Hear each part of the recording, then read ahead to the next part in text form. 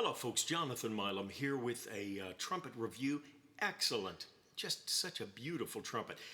I generally work with vintage instruments and I prefer lacquer. So if the lacquer is bad, I can strip it. I really don't like vintage silver horns because you're in tremendous expense once you try and do those. This is not vintage. It's a new horn and it is so pretty. I don't know if you're getting all the shine off of this bright silver plate, but what we've got here is a Gerhard Baier. This is a trumpet that is made in Europe and actually made in Germany, fine German engineering. And it's made by the B&S Corporation. They stencil a lot of horns. Some of their horns are made for F. Schmidt, which has got a big seller in Texas. Some are accent horns, which were used by the Dallas Brass. There's about two other names. Alora used to be made by B&S, some of their horns, and the Gerhard Baier is one. I've had a few of these before.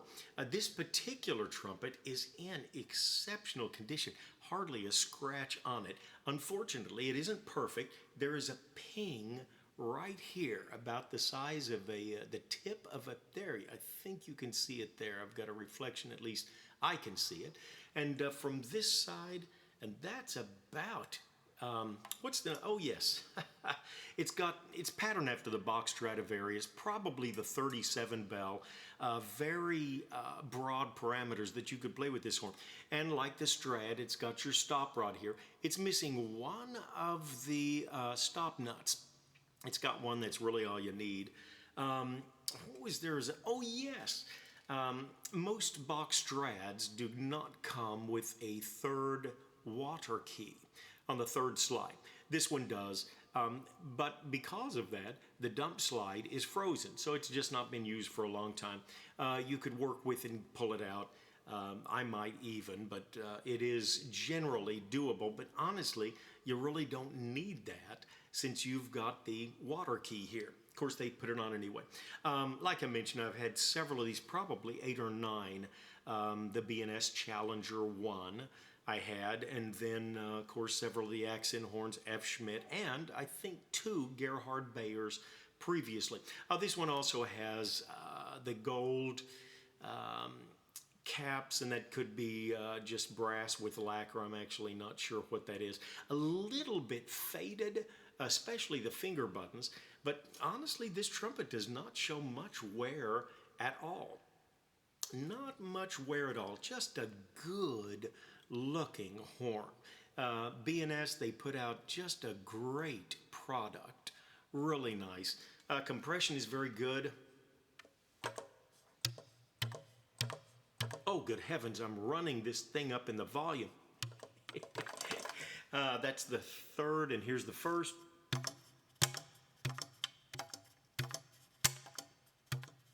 Yeah, there we go. Nice. Even sounds like a Strad, doesn't it? Oh, thank God we're back into that noisy hard rubber pad. But at any rate, just a little humor there. We'll try and play something for those of you that would be using this for an orchestral setting. Let me dust off my double-tonguing chops. Oh well, they're rusty, as you'll be able to see. But if you were playing the William Tell Overture, you might hit something like this.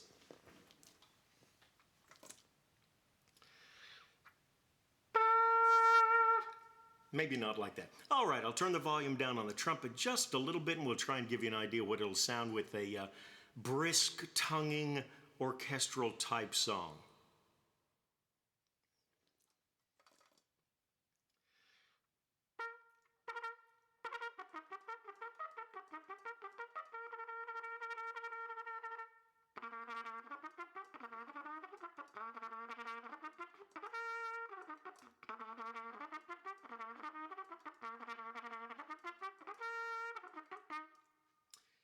Okay, years ago my mom asked me, what does the Lone Ranger do with his garbage? I had no idea. And so she told me, to the dump, to the dump, to the dump, dump, dump, to the dump, to the dump, to the dump, dump, dump. Ah, great joke. Okay, my double tonguing, funny, that double tonguing, not so hard up in the staff, but when you get to the low C, you can just feel that tongue's not in good shape. I used to enjoy double tonguing, did it a lot with one song that I played. Haven't really done it in years. Okay, if you were going to be playing something and you wanted a little different mood, in fact, I'm playing this with a Reeves 42C, probably comparable to a Bach 3C. But if you wanted a little different sound, we've got here a Reeves C to J trumpet flugel mouthpiece. If you wanted something a little more low key, perhaps breathy like Georgia.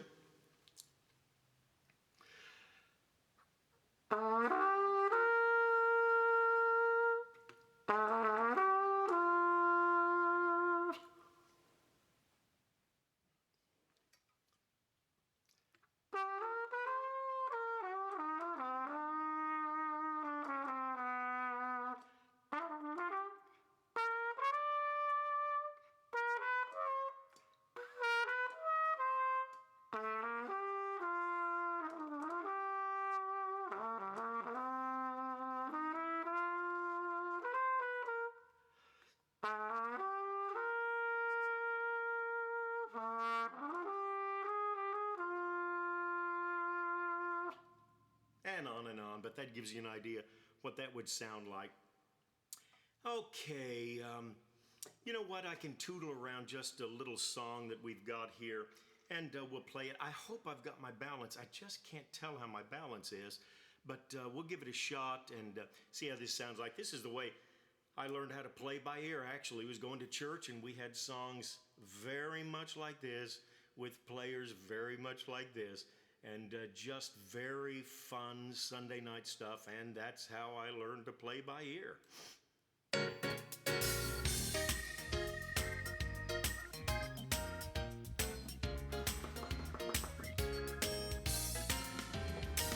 I'll put in more of a lead type mouthpiece, a Reeves shallow V, just to give you a little difference in timbre.